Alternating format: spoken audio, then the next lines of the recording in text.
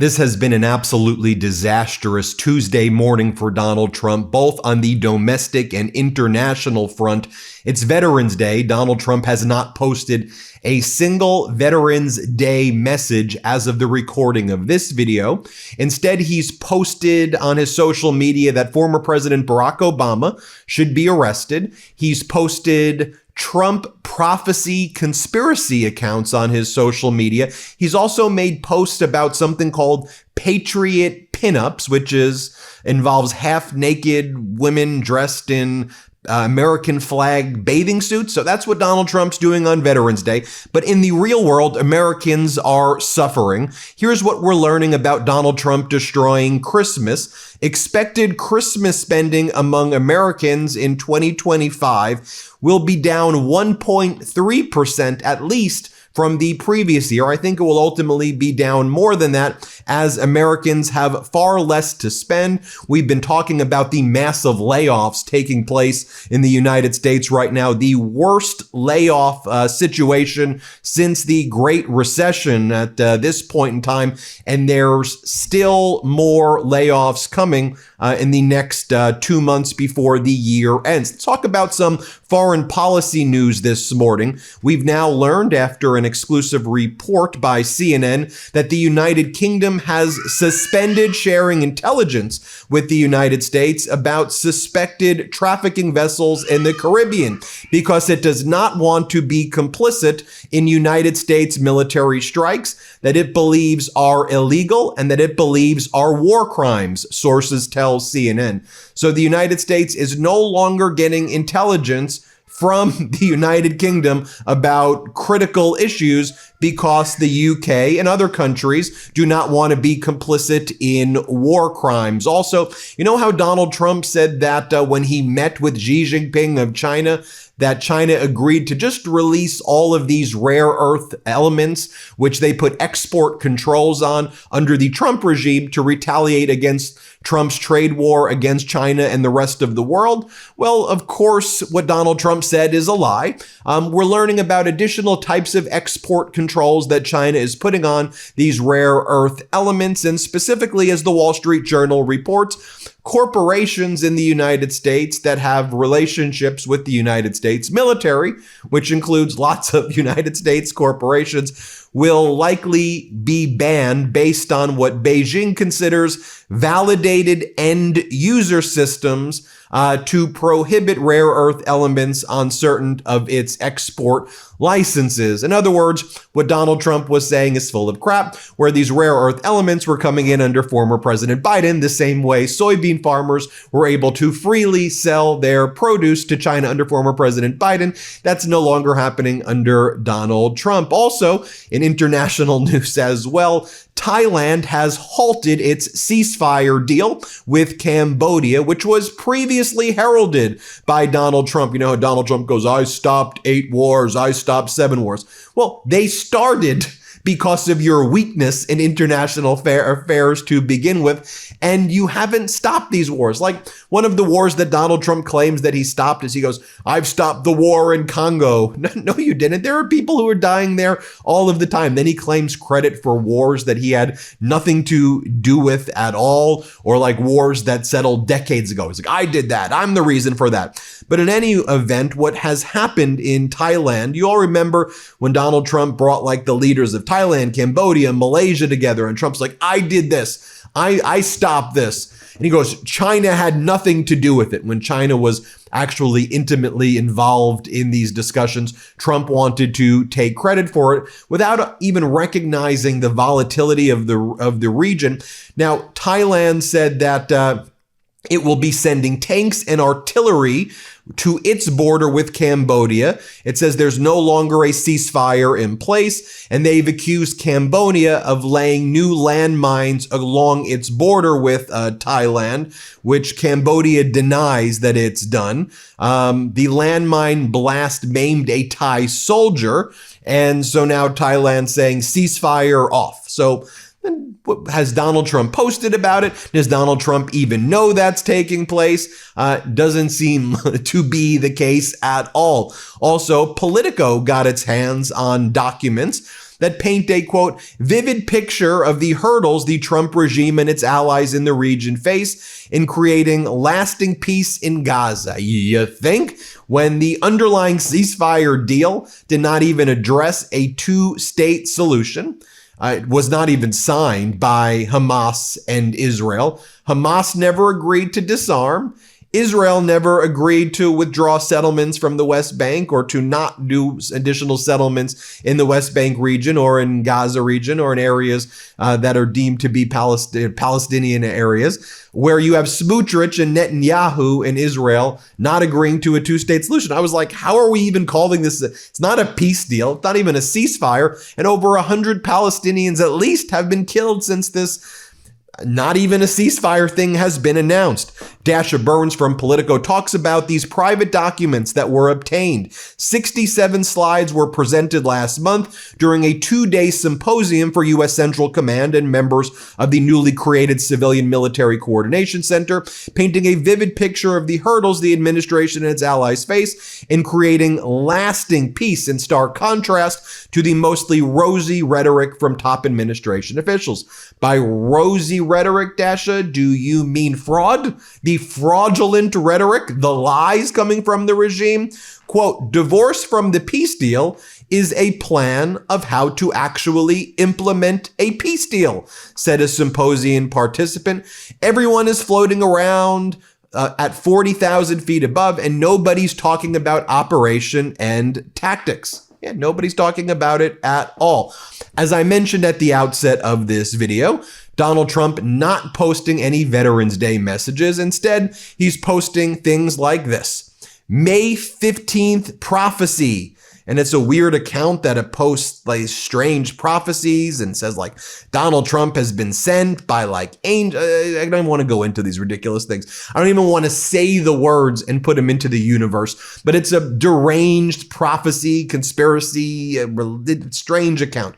Also, as I mentioned, Donald Trump posting patriotic pinups, and here it is right here, half-naked women wearing American flag bikinis and underwear. Stay patriotic, females only. You'll never have to guess if they're actually women. That's what Trump's posting on Veterans Day. He also posts this message about Barack Obama. He says, if President Trump can be impeached and indicted for the fake Russian collusion, which they write collision story, then Barack Obama should go to prison for creating it. Collision story, Russian collision. Then Obama should go to prison for Russian collision. We also know that Donald Trump has ordered federal prosecutors in the Southern District of Florida to pursue criminal investigations into anybody who was involved in potentially investigating Donald Trump for Russian collision back in 2016. We know that multiple prosecutors in the Southern District of Florida have resigned because they want nothing to do with it. They know that they could lose their bar license for being involved in patently unlawful prosecutions. And we know that subpoenas have been issued out of that Southern District of Florida prosecutor's office, but they're being signed basically by the Trump appointees at the highest levels because none of the line prosecutors want to touch this because they know that their careers can be destroyed, and they also know that they may be committing crimes. Oh, he's also posting this on Veterans Day. He posts this image that says, racism in America was almost dead because we were united in ridiculing racists and their beliefs. And then Trump posts a photo of former President Barack Obama and former First Lady Michelle Obama and says, then these two showed up and set America back 100 years. Again, this is what Trump's posting on Veterans Day. He also posts the Miracle Mile Shopping Center in Chicago, once considered our nation's best, now has more than a 28% vacancy factor and is ready to call it quits unless something is done about the murder and crime, which is prevalent throughout the city. Call in the troops fast before it's too late. Just the news. What are you even talking about? The miracle mile you're calling, the magnificent mile? What do you even, you call in the troops? The hell are you even talking about with fake statistics and fake data as well? Now, I think this is really important for me to bring this up. The Medicare annual enrollment period is here. This is the time to compare your options. If you don't, your costs could go up, your coverage could change, or your plan could disappear entirely. So listen up. That's why I recommend you reach out to our partners chapter. They're the only advisors who look at every single plan in the country and provide honest advice to Americans on Medicare. It's why we work with them at the MeidasTouch Network. In under 20 minutes, they can see if you're already on the best plan for your needs.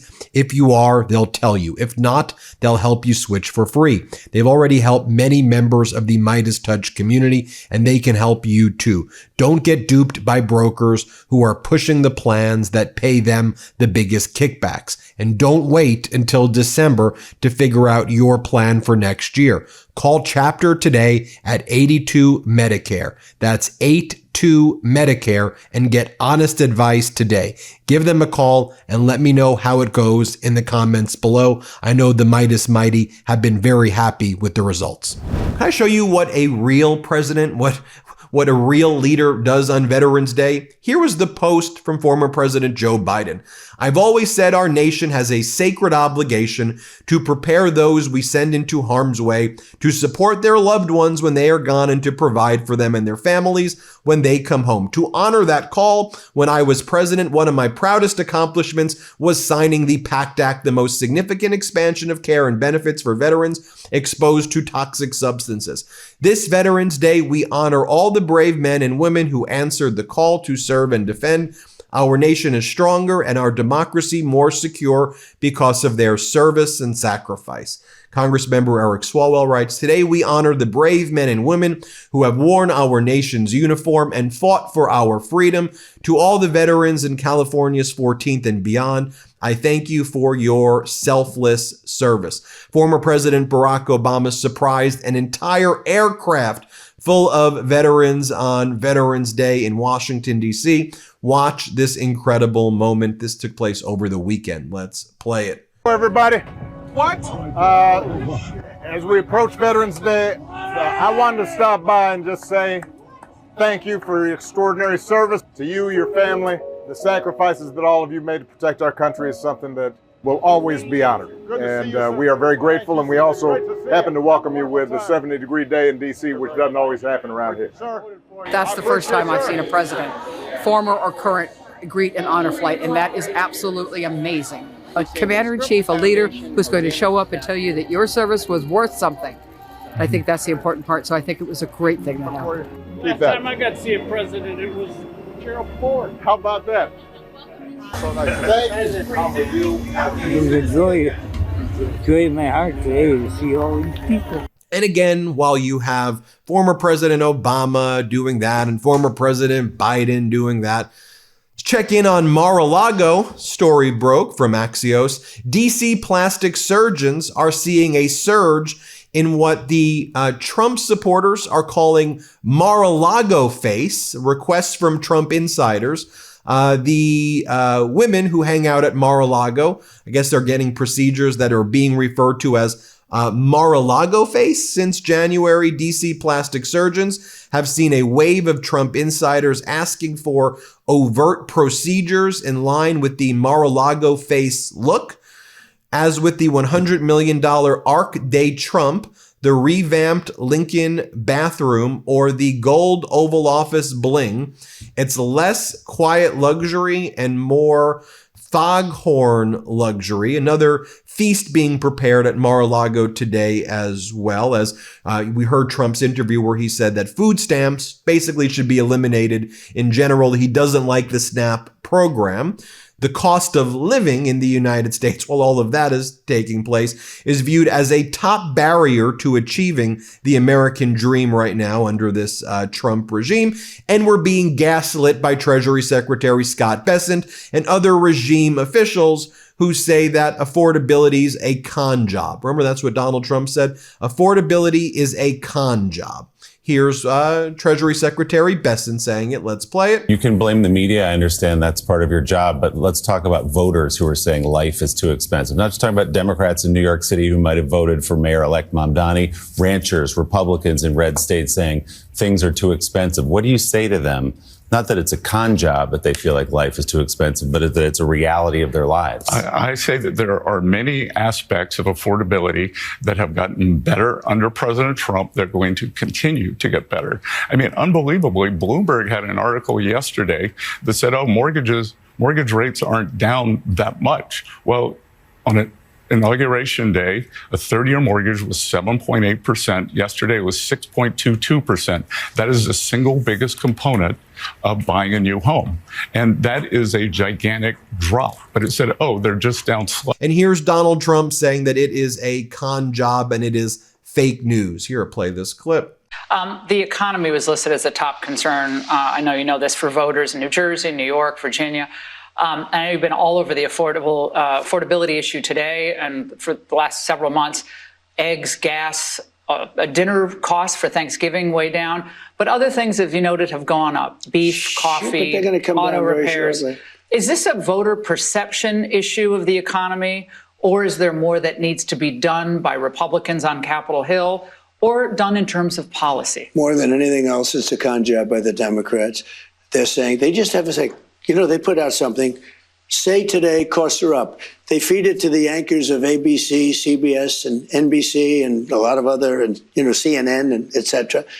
And it's like a standard. I'll never forget, they had used a word like manufactured. Do you remember the word manufactured? It's a manufactured economy. Nobody uses that word. Every anchor broke the manufactured. They do exactly what they say. It's such a rigged system. So are you ready? Costs are way down. Gasoline is going to be hitting $2 pretty soon, or around $2. Gasoline is at $2.70 now, and it was at $4.50 under Biden, under Sleepy Joe. When gasoline comes down, when energy comes down, and everybody agrees energy's down, we're drilled, you know, drill, baby, drill. We're going like wild. We produce more. Lastly, on Laura Ingraham, Donald Trump was asked about how a Chinese diplomat said the prime minister of Japan should be beheaded. Are you okay with that? And Trump's like, well, our allies are bad people also. Here, play this clip. A new detailed report on CNN, of all places, documents China's expansion of 60% of its missile facilities. It's staggering, bigger than anyone had ever thought, more robust growth. And over the weekend, the new Japanese prime minister, who I know you like a lot, Kaiichi, called the Taiwan situation extremely severe in its phase, and that they may consider any move on Taiwan by China to be a national survival crisis for Japan. Now, that gets better, a Chinese diplomat today said in a social media post that she, the prime minister of Japan, should be beheaded for her comments. These are not our friends, sir, are they, in China? Well, a lot of our allies aren't our friends either, Laura. Our allies took advantage of us on trade more than China did. And China took big advantage. I mean, we built, because we built their military. We built their military. Yeah. We built their whole thing. There you have it, folks. You wonder why allies are not sharing intelligence with us? Because we're run by someone who's not only not intelligent, but malicious, vindictive, vexatious, and I believe treasonous. Hit subscribe. Let's get to 6 million. Thanks for watching and have a great day. Want to stay plugged in? Become a subscriber to our Substack at MeidasPlus.com. You'll get daily recaps from Ron Filipkowski, ad-free episodes of our podcast, and more exclusive content only available at MeidasPlus.com.